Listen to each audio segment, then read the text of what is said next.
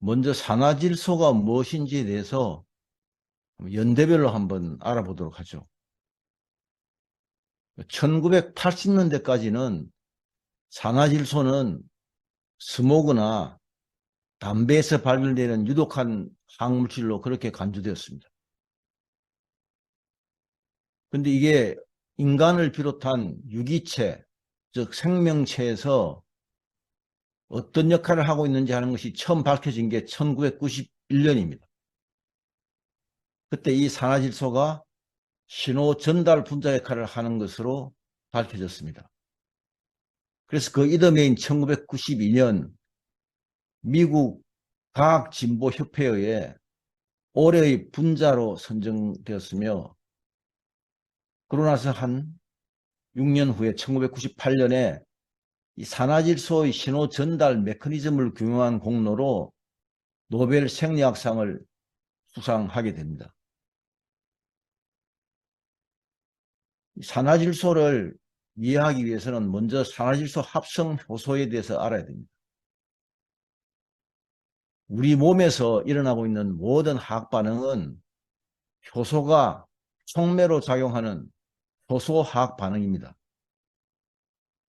이 산화질소를 생성하는 그 화학 반응도 산화질소 합성 효소가 촉매로서 작용을 해야 됩니다. 자, 우리 몸에서 현재까지 발견된 산화질소 합성 효소는 세 가지 타입이 있습니다. 신경계에서 발견된 산화질소 합성 효소를 N-NOS라 그러고, 순환계에서 발견된 산화질소 합성 효소를 E-NOS라 그러고, 대식세포, 면역계인 대식세포 마크로파지에서 발견된 산화질소 합성 효소를 INOS라 그럽니다. 그런데 가장 중요한 역할을 하는 게 이 신경계의 N-NOS와 순환계의 E-NOS죠. 여기 왼쪽에 보시는 이미지처럼 L-알기닌을 원료로, 이 원료로 하는 것을 이제 그 화학 반응에서 이걸 기질이라 그럽니다. 이 L-아르기닌에 효소가 관여를 해서 산화질소를 생성하는데, 이 중에서 신경계의 N-NOS나 순환계의 E-NOS, 이 두 산화질소 합성 효소는 여기에 반드시 조효소가 붙지 않으면 이 반응이 완결이 되지 않습니다. 효소 화학 반응은 이게 자물쇠 열쇠 이론이라고 해서 자물쇠 열쇠를 또 맞는 열쇠를 끼워야만 열리는 것처럼, 여기에 이 비어있는 이 공간에 칼슘 칼모듈린이라는 이 조효소가 딱 들어가야만 반응이 완결되면서 산화질소가 생성되는 겁니다.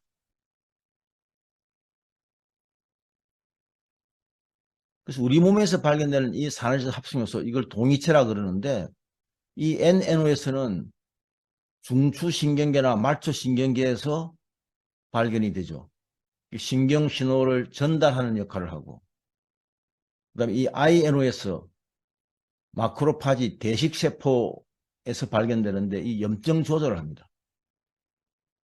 그리고 우리가 가장 익히 알고 있는 천연혈관 확장제로 작용하는 이 ENOS, 이거는 동맥 내피세포에서 이 산화질소 합성 효소 동위체가 발견이 되고 있습니다.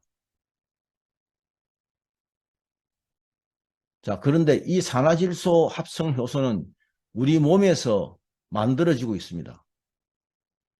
이게 만들어지는 게 10대 정점이 됐다가 나이가 들면서 서서히 줄어들죠. 그러다가 40세가 되면 한 40%까지 줄어듭니다. 그리고 60세가 되면 15%까지 떨어지죠. 이 산화질소 합성 효소가 제대로 생성되지 않으면 산화질소를 생성을 할 수가 없죠. 그래서 이 산화질소가 40% 이하로 떨어지면 우리가 이게 특히 심혈관계 질환에서 위험구역으로 진입됐다고 해서 이 위험구역으로 이렇게 표시를 하는 겁니다. 자, 그렇다면 이 산화질소 합성 효소는 나이 들면은 다 같이 떨어지느냐? 그렇지 않다는 거죠. 건강관리를 제대로 하면, 건강관리를 제대로 한다는 것은 좋은 라이프 스타일을 가지고 있어야 된다는 거죠. 그 좋은 라이프 스타일이 뭐냐? 우리가 음식을 통해서 식품 첨가물, 그죠? 항물질을 섭취를 하지를 않고, 그 다음에 꾸준히 유산소 운동을 하고, 이렇게 좋은 라이프 스타일을 가지고 있으면 40세가 지나도 체내 산화질소 생성량이 60% 이하로 떨어지지 않습니다. 지금 이 그래프에 보시는 것처럼 평균적인 사람은 이런 커브를 그리면서 산화질소 체내 생성량이 줄어들죠. 그리고 이 빨간 이 선은 건강관리를 하지 않는 사람은 급격하게 떨어지죠. 건강관리를 하는 사람은 서서히 떨어집니다. 자, 그러면 오늘은 우리 몸에서 산화질소가 어떤 역할을 하는지 제가 오늘 6가지에 대해서 좀 더 상세하게 설명을 드리도록 하겠습니다. 첫 번째는 혈관을 확장하는 천연혈관 확장제로서 역할을 하는 겁니다. 그럼 이게 어떤 과정을 거쳐서 혈관을 확장하느냐? 이게 전기 신호를 전달받은 이 신경세포가 신경세포 말단에서 신경 전달 물질인 아세틸콜린을 방출합니다. 이 아세틸콜린이 혈관의 내피세포의 수용체와 결합을 해서 이 혈관 내피세포에서 아르기닌이 반응을 해서 산화질소가 생성되죠. 이때 산화질소 합성효소 ENOS가 여기에 관여합니다. 그래서 이 산화질소가 생성되면 산화질소가 막을 관통해서 확산해 나갑니다. 확산해 나가서 혈관벽의 평활근 세포에서 이게 구아니릴 시아클라제 효소와 결합을 하게 되면 평활근이 이완되는 겁니다. 이렇게 해서 천연혈관 확장제로 작용을 하는 거예요.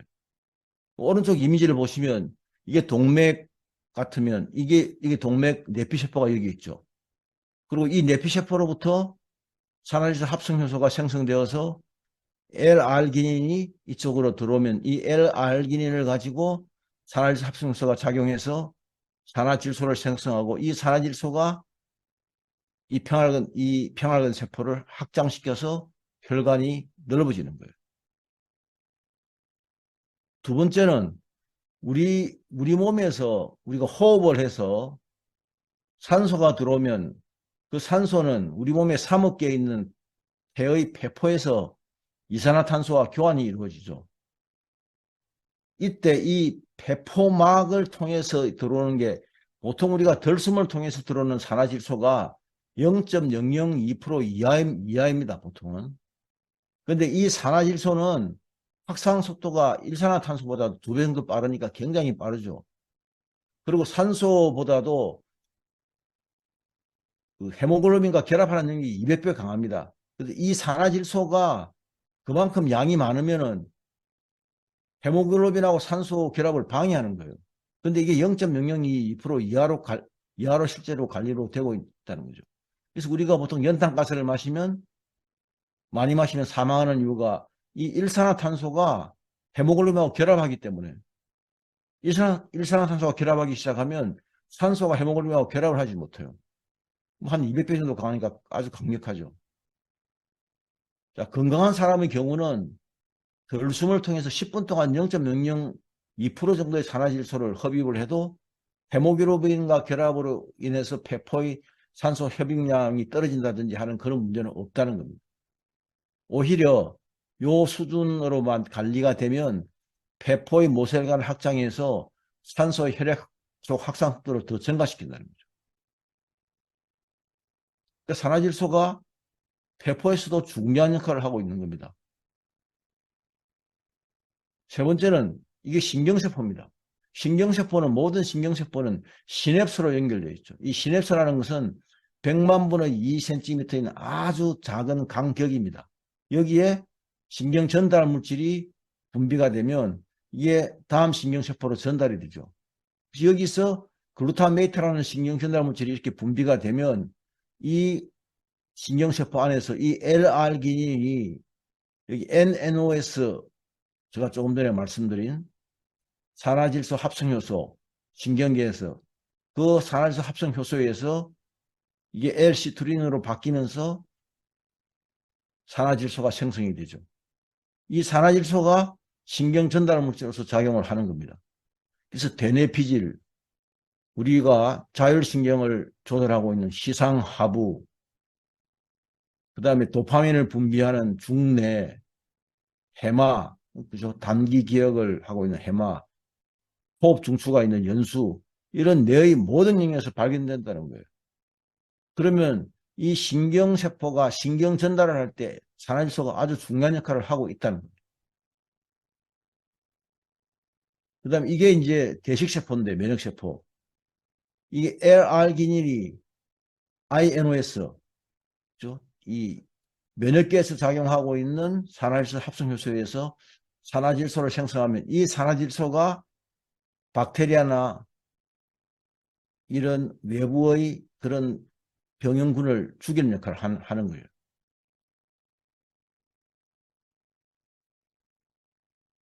다음에 우리가 뭐 익히 많이 알고 있는 부분이지만 이 산화질소가 결국은 뭐냐, 발기부전을 해소하는 거예요.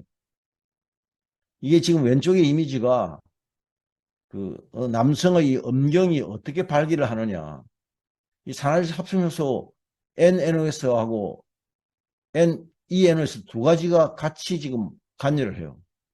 그래서 신호 전달을, 이 산화질소가 신호 전달을 하게 되면 그 신호 전달을 받아서 이 음경해면체의 신경섬유 동맥에 이 공급이 되어 가지고 이걸 방아쇠로 뇌피세포에서 생성된 산화질소가 평활근 세포로 확산되어 가지고 수용성 구아리닐 사이클라제 효소를 활성화해 가지고 이 섬유주 동맥을 팽창시키면 이렇게 발기가 일어나는 겁니다.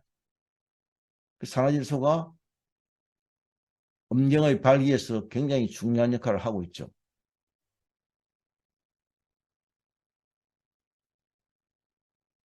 그 다음에 마지막으로는 여섯 번째, 이 수정란이 자궁에 착상을 할 때 이 모체의 산화질소가 중요한 역할을 합니다. 그러니까 자궁에 착상이 잘 되기 위해서는 산화질소가 모체의 태반이 있는 데서 이게 잘 생성이 돼야 되는 거예요. 그리고 임신 기간 중에 산화질소가 또 태아의 신생혈관 생성을 촉진해 가지고 태반을 생성하는 영양 배엽의 생존 인자라도 작용을 합니다. 우리가 보통 임신 중독증이라고 알려져 있는 이 자간전증이라는 이 임신 중독증도 산화질소의 생성이 감소되기 때문에 일어난다고 그렇게 알려져 있습니다.